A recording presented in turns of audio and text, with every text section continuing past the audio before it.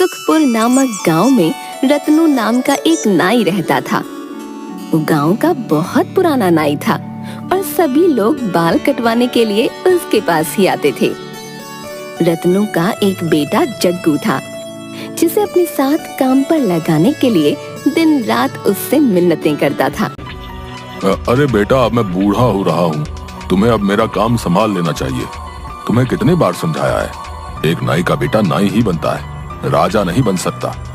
परंतु तुम्हारे भेजे में तो कोई बात ही नहीं जाती है। तुम मेरे साथ काम सीखना शुरू करोगे तभी तो दुकान संभाल पाओगे। नहीं नहीं, मुझे ये नाई का काम नहीं करना। मुझे ये काम बिल्कुल भी पसंद नहीं।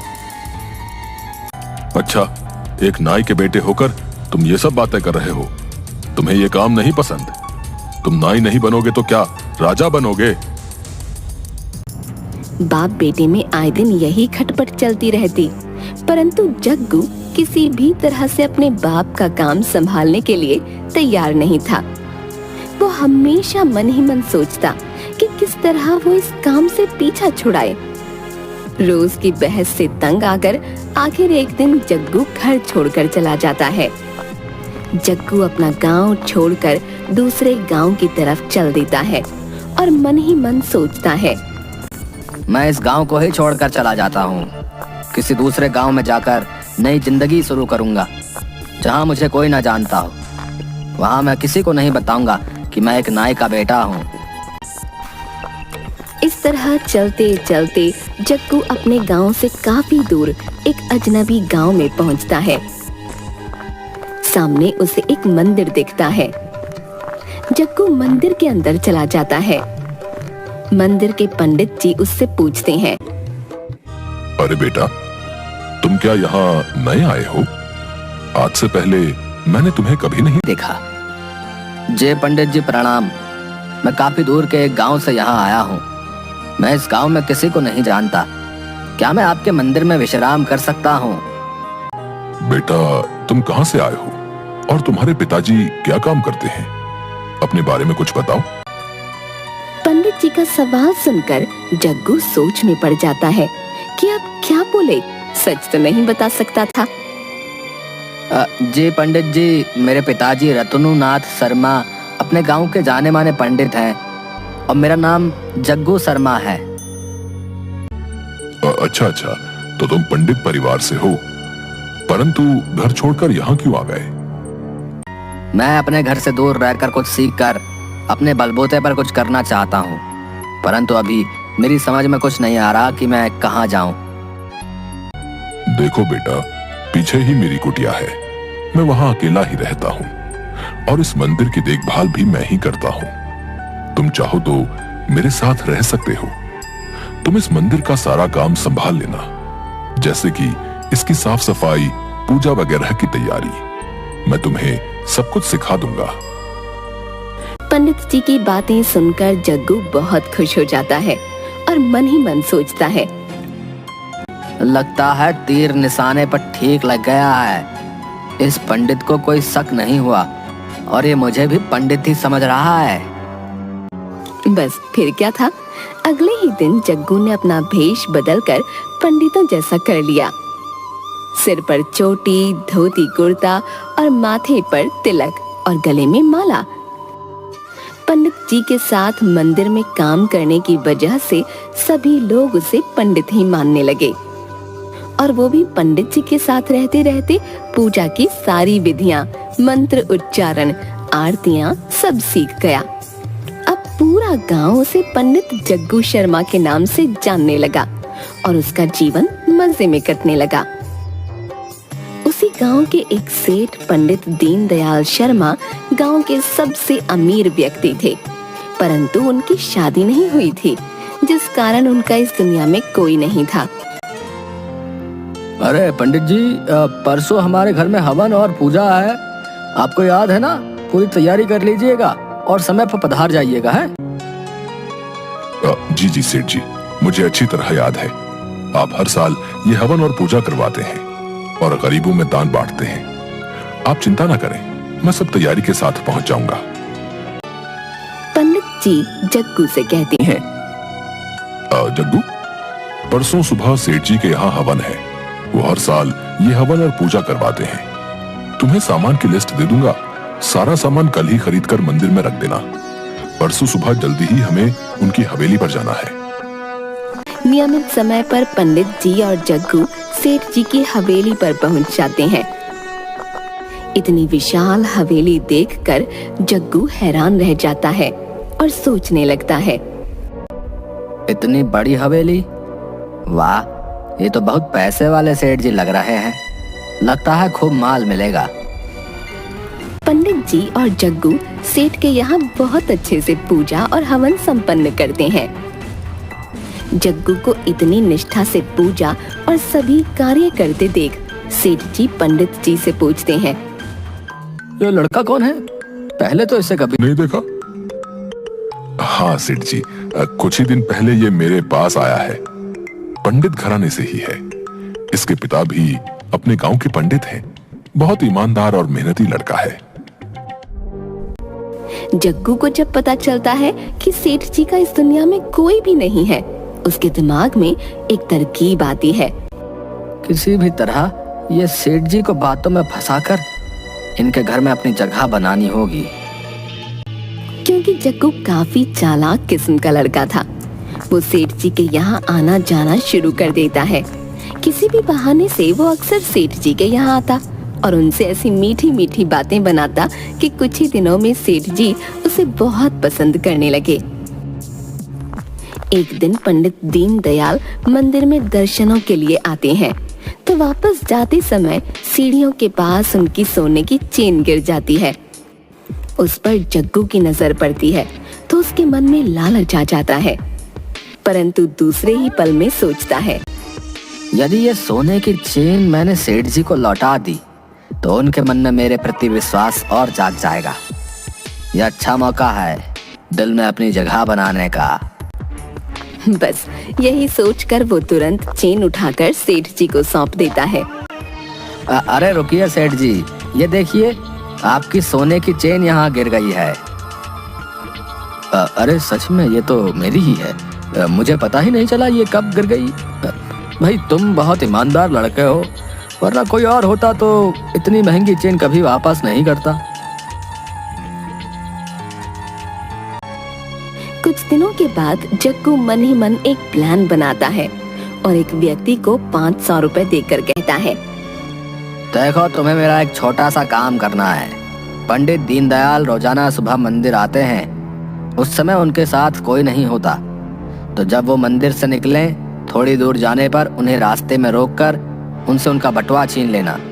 तभी मैं वहां आ जाऊंगा और तुमसे लड़ने लग जाऊंगा। तुम मुझे नकली मुक्के और लात मारना, बदले में मैं भी तुम्हें मारूंगा और तुम वहां से भाग जाना। अगले दिन पंडित दीनदयाल जब मंदिर से निकलते हैं, तय समय के अनुसार वो गुंडा वहां आता है और वही करता है जो जग्गू ने कहा। जग्गू तुरंत वहां पहुंचकर उस व्यक्ति से लड़ने लगता है और सेठ जी पर अपना प्रभाव बढ़ाने के लिए उस व्यक्ति से झूठ मूठ मार भी खाता है और सेठ जी का पर्स वापस लेकर उस आदमी को वहां से भगा देता है। बस इस घटना के बाद तो सेठ जी के मन में जग्गू के प्रति बहुत प्यार और विश्वास जाग जाता है और वे उसे पसंद करने लगते हैं। अगर आज ये लड़का ना होता तो न जाने क्या होता। भला हो इसका। पंडित दीनदयाल शर्मा एक दिन मंदिर के पंडित जी को अपने पास बुलाते हैं और उनसे कहते हैं, अब देखिए पंडित जी, मैं आपसे एक बात कहना चाहता हूँ। मुझे ये लड़का जग्गू बहुत ही पसंद है। ये काफी ईमानदार और अच्छा लड़का है और फिर पंडित परिवार से भी है। मैं तो अब बूढ़ा हो रहा हूँ, मेरा कोई वारिस नहीं है। मैं सोच रहा हूँ कि क्यों ना इस जग्गू शर्मा को गोद ले लूं और इसे अपना बेटा बना लूं। ये बात सुनकर पंडित जी हैरान हो जाते हैं, परंतु खुशी होते हैं। अरे सेठ जी, लड़का तो सच में हीरा है, हीरा। यदि आप इसे अपनी शरण में ले लें तो इसका जीवन सुधर जाएगा। पंडित जी वापस मंदिर में जाकर ये खुशखबरी जग्गू को सुनाते हैं। अरे जग्गू, तुम्हारी तो लॉटरी निकल आई। तुम्हारे लिए बहुत बड़ी खुशखबरी है। अरे ऐसा क्या हो गया पंडित जी? आप इतने खुश क्यों नजर आ रहे हैं? अरे तुम सुनोगे तो तुम भी खुश हो जाओगे। पंडित दीनदयाल शर्मा ने आज मुझे अपने घर बुलाया था और उन्होंने मुझसे कहा कि मैं जग्गू को अपना वारिस बनाना चाहता हूँ, यानी वो तुम्हें गोद लेना चाहते हैं। इतने अमीर आदमी के पुत्र बनकर तो तुम राज करोगे। तो बताओ, है ना ये खुशी की बात? ये बात सुनते ही जग्गू के मन में लड्डू फूटने लगते हैं। उसकी मनोकामना पूरी हो गई थी, परंतु वो नाटक करते हुए बोलता है, पर आपको छोड़कर मैं कैसे जाऊंगा? आप अकेले नहीं हो जाएंगे? अरे मेरी चिंता मत करो, अपने भविष्य के बारे में सोचो। फिर तुम कौन सा दूर जा रहे हो, इसी गांव में तो हो। हम लोग रोजाना ही मिलते रहेंगे। बस अब तुम सेठ जी की हवेली में जाने की तैयारी करो। जग्गू की खुशी का ठिकाना नहीं था। वो मन ही मन सोच रहा था कि तीर इतना जल्दी सीधा निशाने पर लग जाएगा, ऐसा तो उसने सोचा ही नहीं था। वो सोचता है, मेरे पिताजी तो मुझे बहुत ताने मारते थे कि नाई नहीं बनोगे तो क्या राजा बनोगे। अब कोई उन्हें जाकर बताए कि मैं तो सचमुच राजा बनने वाला हूँ। आखिर मेरा सपना जो पूरा होने जा रहा है। बस कुछ ही दिनों में पंडित दीनदयाल शर्मा जग्गू शर्मा को अपने घर पर अपना पुत्र बनाकर रख लेते हैं और धीरे धीरे उसे अपने कारोबार के बारे में समझाने लगते हैं। जग्गू तो खुशी के मारे फूला नहीं समाता। उसने इतना पैसा और ऐसा ऐशो आराम तो कभी सपने में भी नहीं देखा था। वो खूब ठाठ से रहने और खाने पीने लगता है और नौकरों पर हुक्म चलाने लगता है। वो सेठ जी के काम में कोई दिलचस्पी नहीं दिखाता और सारा दिन नौकरों पर हुक्म चलाता, खाता पीता और आराम करता। जग्गू की जिंदगी बहुत ऐशो आराम से गुजरने लगी।